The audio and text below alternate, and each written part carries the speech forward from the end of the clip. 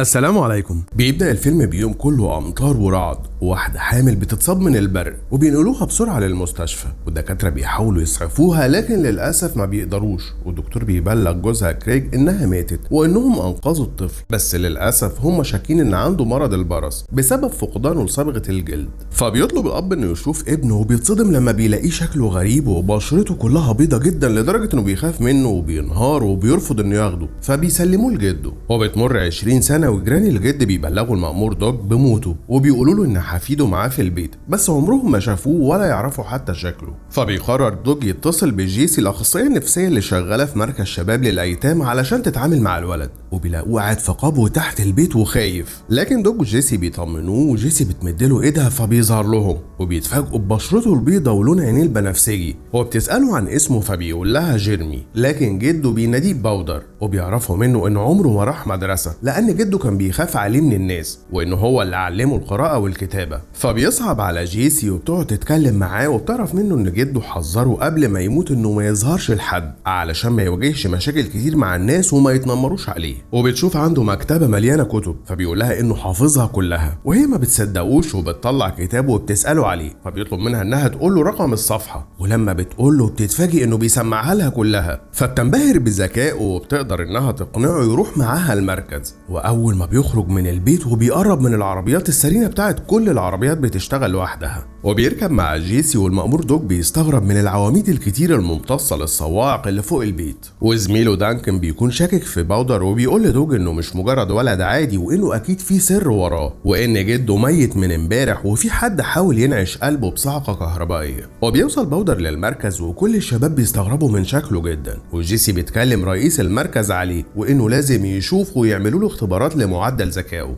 وفي وقت الغدا بيكون باودر قاعد لوحده بياكل بعيد عن باقي الطلبة، وبيجيله شاب اسمه جون وبيضايقه بالكلام وبيتنمر عليه وبيجبره انه يمسك المعلقة ويلزقها في مناخيره زي زميلهم ميتش، لكن باودر بيمسكها وبيوصل لها بايده طاقة بتخليها تجذب كل المعالق اللي في المكان، والكل بيكونوا مستغربين من اللي شايفينه. وبنشوف دوج وهو راجع بيته بيقابل ابنه ستيف اللي بيبقى جاي يطمن على امه، وبيكون واضح ان العلاقة بينهم مش حلوة وما بيكلموش بعض. وبنعرف ان مراته مريضة جدا والممرضة بتاعتها بتقوله انها بتتألم طول الوقت، وهو بيكون حزين عليها وبيقعد جنبها وبيفضل يتكلم معاها وبيحكي لها عن باودر اللي في الوقت ده بيكون مع جيسي عند الدكتور علشان يكشف عليه، والدكتور بيقول لها ان صحته كويسة وما بيعانيش من اي شيء. فبتعرض جيسي على باودر انه يروح المدرسة زي باقي الشباب، وبتقوله انها واثقة انه هيقدر يستوعب كل اللي بيدرسوه وهو بيوافق. وبيروح المدرسة وكل الطلبة بتبص عليه وبتستغرب من شكله. وفي حصة الفيزياء مستر دونالد بيشرح للطلبة درس توليد الطاقة الكهربائية ونقلها من جسم لجسم، واثناء ما بيشرح بنشوف طالبة اسمها لينسي بيبان عليها انها معجبة بباودر، ودونالد بيجيب جهاز نقل طاقة علشان يعمل عليه تجربة عملية قدام الطلبة. واول ما بيشغله باودر بيحس بحاجة غريبة بتحصل له وبيبتدي يترعش، وفجأة بتخرج من الجهاز صاعقة بتصيب باودر وبترفعه لفوق، وكل الموجودين بيبقوا في حالة ذهول.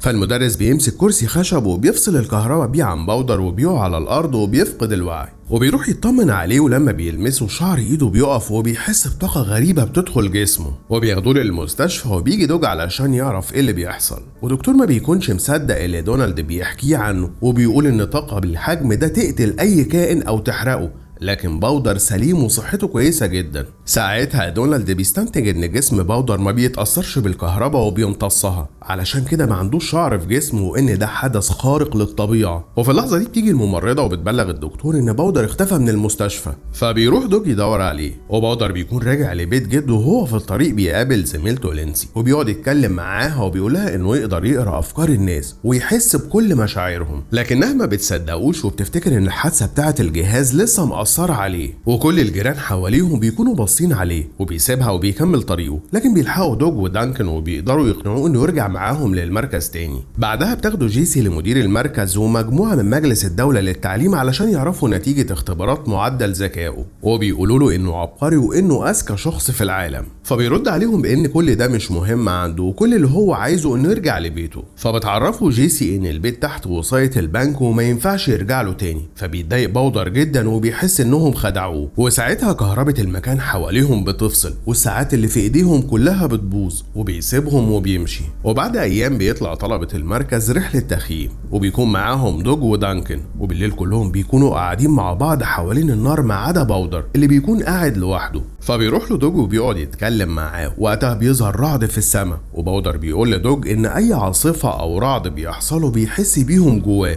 وان البرق عايز ياخده. وبيعرفوا ان امه صابها البرق وهي حامل فيه، وده سبب اللي هو فيه دلوقتي. وبيقوم. وتاني يوم الصبح بيتمشى باودر في الغابة، وبيظهر له ميتش وجون اللي بيهددوا بالسلاح وبيقولوا انه ممكن يخلص عليه. ولما ميتش بيعترض جون بيزعق له، وفجأة بيسمعوا صوت ضرب نار وكلهم بيجروا ناحية الصوت، وبيلاقوا دانكن مصطاد غزالة. وباودر بيبقى واقف معاهم وحاسس بآلام الغزالة وهي بتفارق الحياة، فبيحط ايده عليها وبيمسك ايد دانكن وبينقل له احساس الغزالة وهي بتموت. ودانكن بيتألم بشدة وما بيكونش عارف يشيل ايده من ايد باودر، وبيترعش وبيقع على الارض. ساعتها جون بيرفع السلاح على باودر وبيبقى عايز يخلص عليه، لكن ميتش بيلحقه على اخر لحظة. وفي اللحظة دي باودر بيسيب ايد دانكن، وبتقعد معاه جيسي وبتحاول تعرف منه ايه اللي بيحصل. فبيقول لها انه وصل لدانكن كل آلام الغزالة وهي بتموت، وان كل اللي هو عايزه انه يرجع بيت جده، وانه مش حابب انه يقعد معاهم. ومن عصبيته ازاز المكتب كله بيتكسر وبيسيبها وبيخرج.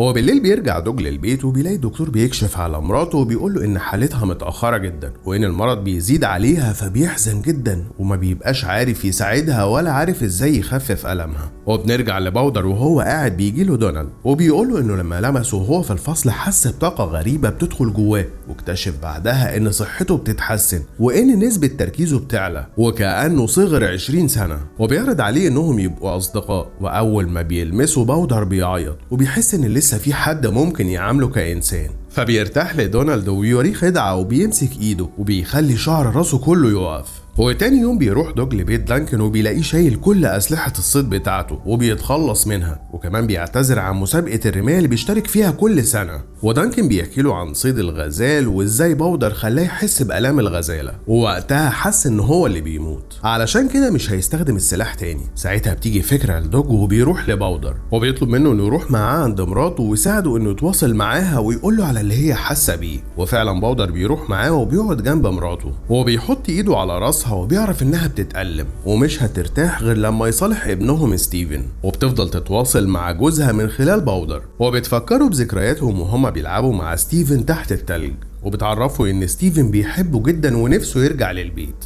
وفي اللحظة دي بتفتح عينيها للمرة الأخيرة وبعدها بتموت. وبيوصل ستيفن علشان يطمن على أمه، فبيقابله أبوه وبيحضنه وبيبكي وبيعرف ساعتها إن أمه ماتت. وتاني يوم بيروح باودر يقابل لينسي وبيقعد يتكلم معاها وبيلمس ايديها وبيخليها تقرا افكاره وتعرف كل حاجة عنه علشان تصدقه. فبتعترف له انها بتحبه وبتقوله انه اجمل شخص موجود في حياتها. وللاسف بيشوفهم ابوها وبيمسك باودر وبيزعق له وبيهينه قدام لينسي. وجيسي بتبقى شايفاهم وبسرعه بتروح علشان تحمي باودر، وبتخلي ابو لينسي يسيبه لكنه بيحذره انه يقرب من بنته تاني. فبيحزن باودر جدا وجيسي بترجعه للمركز، وساعتها بيقرر انه يلم حاجته ويرجع لبيت جده. وبيخرج من المركز وبيبقى ماشي لكن بيسمع اصوات اللاعبين في الملعب، فبيدخل يتفرج عليهم ولسوء حظه بيكون جون واصحابه وبيروح يرخم عليه وبياخد منه الطاقية بتاعته. ولما باودر بيحاول ياخدها منه جون بيمسك ايده وبيهينه. وفي اللحظة دي باودر بيقرا افكار جون وبيقول له على جوز امه اللي دايما كان بيعامله معاملة سيئة وبيضربه وهو صغير،